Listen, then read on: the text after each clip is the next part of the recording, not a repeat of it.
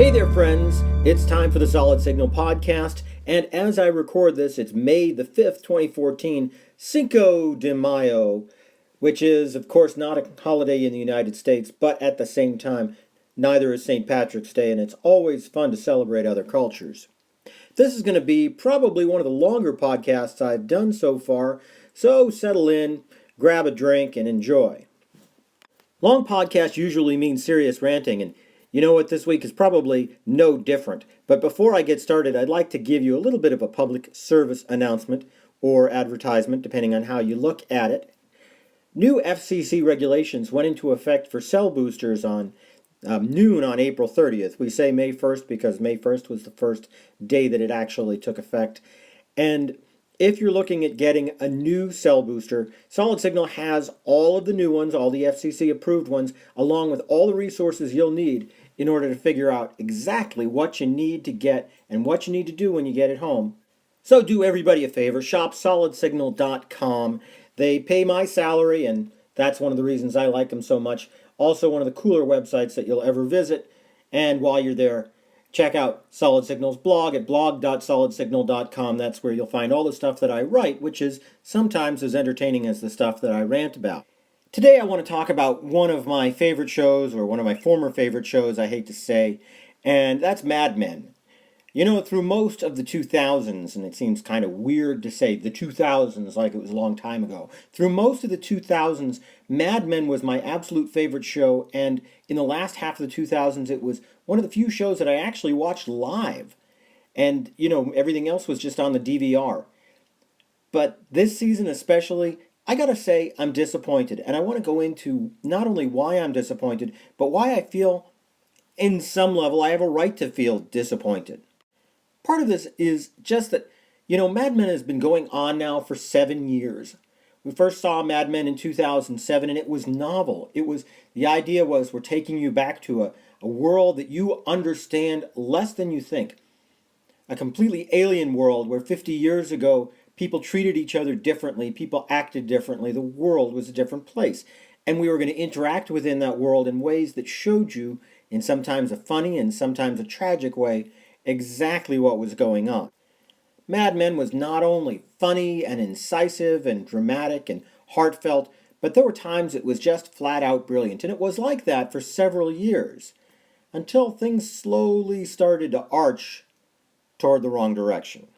In the first couple of seasons of Mad Men, you know, every season we would go forward a couple of years, we'd really get to see what was going on with the characters, we'd get to take in that sense of novelty all over again. But the last couple of seasons, we've just been starting as soon as the last one ends, and it's really hard to feel like, okay, there's something new and novel here. It's more like, okay, well, here we are. We just got to try to figure this out again and try to remember it again. And that brings me to the next concept, which is that we've had a couple of times when there have been very long stretches in between seasons, and you're supposed to be able to remember all this minutia, and then you can't. And you have to ask yourself, is it worth getting caught up in it again? And now we've got this situation where this year they're playing 7 episodes. Next year they will play the last 8 episodes. And you know, I have to say, it's made it even harder to get into. What's making matters worse is it seems like this season, or this half season, call it what you will, it's been extremely frustrating. You know, you'd like to think that in the last season of a show, the last 15 episodes, you'd begin to tie stuff up. You'd begin to feel satisfied with the amount of time that you spent invested in a show, which doesn't seem to be the case with Mad Men. This year, we're seeing more and more plots that are just way off the beaten track, supporting characters that we barely remember, and, again, Betty. If you're aware of the show at all, you know that January Jones plays Betty Francis, or once known as Betty Draper, who was at one time the lead character, Don Draper's wife, and they got divorced because, well, honestly, Don's not such a great guy. And then she got remarried, moved upstate, and you have to wonder exactly what she's still doing in the show.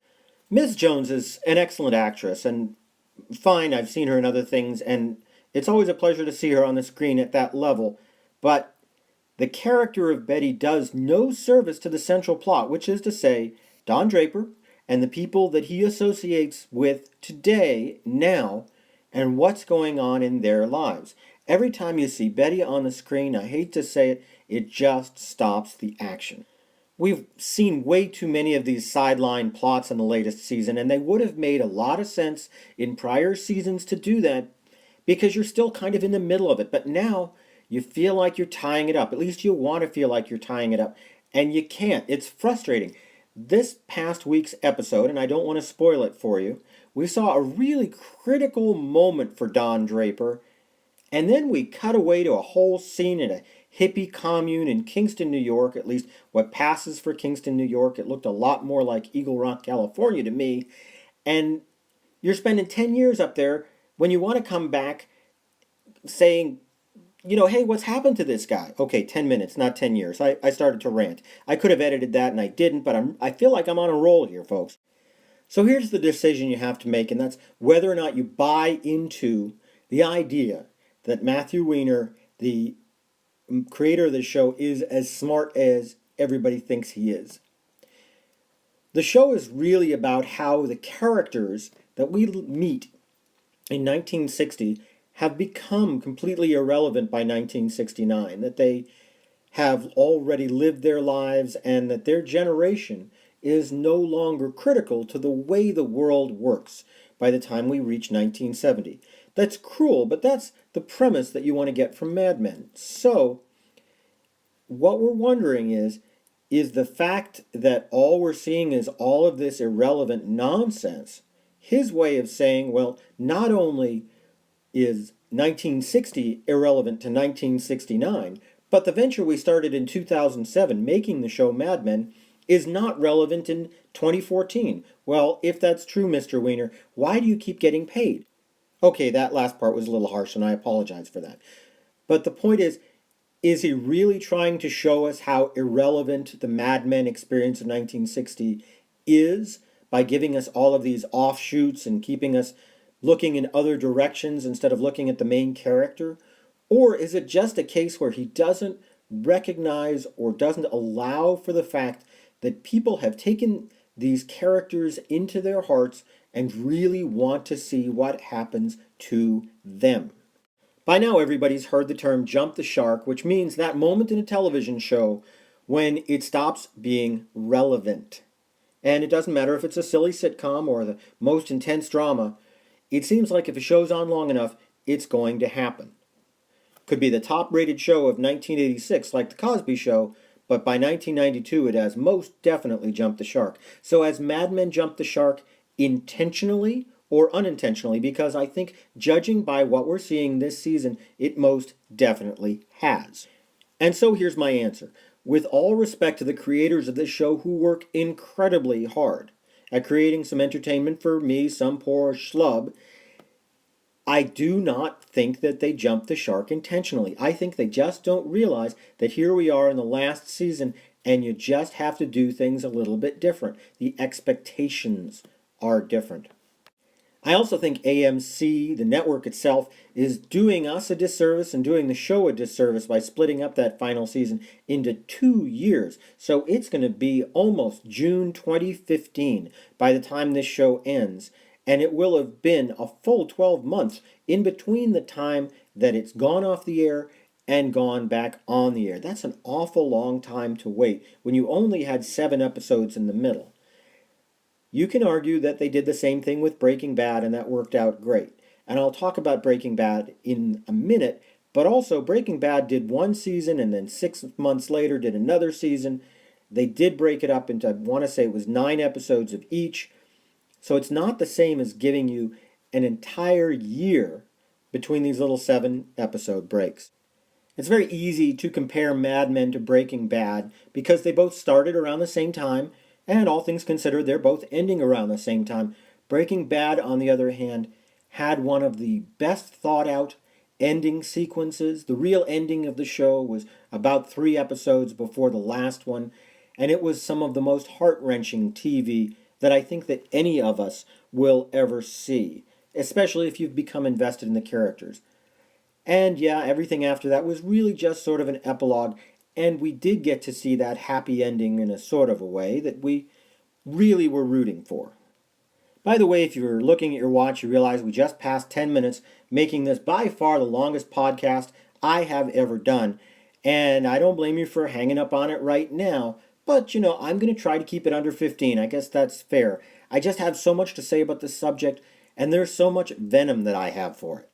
What any writer, what any creator of content really, really wants, deep down inside, is for what he envisions or she envisions to become part of the world, to become part of the fabric of our culture.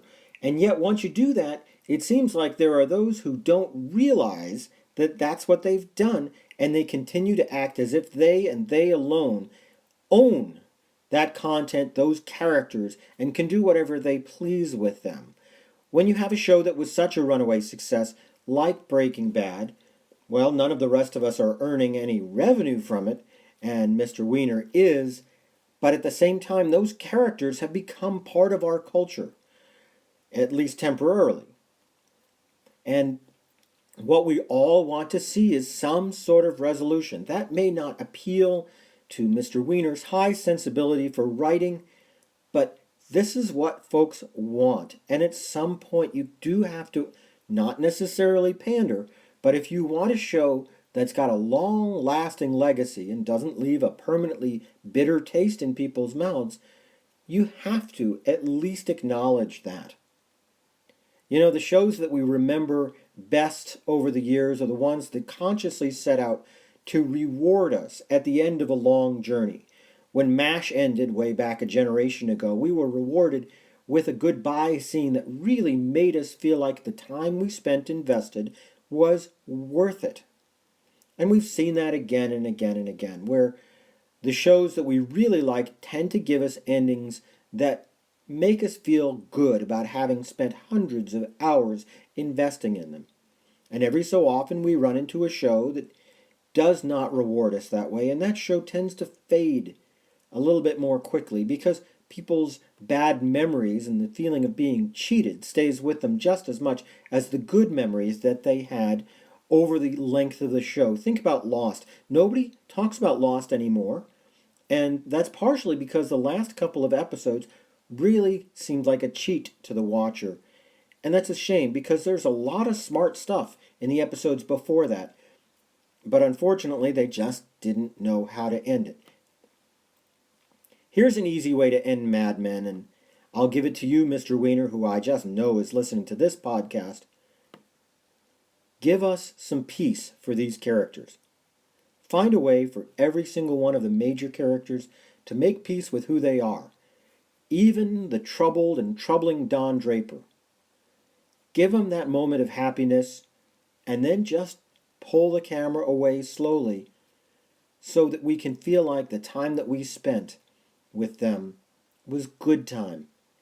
And that, as hackneyed as it sounds, they live happily ever after. That's not such a bad thing.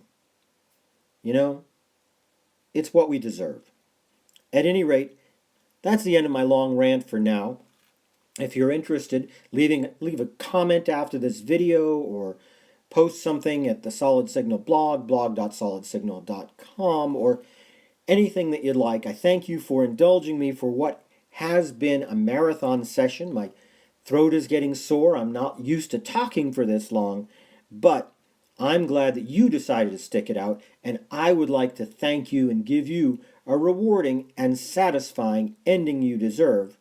And you know what it's going to be: the ending theme music.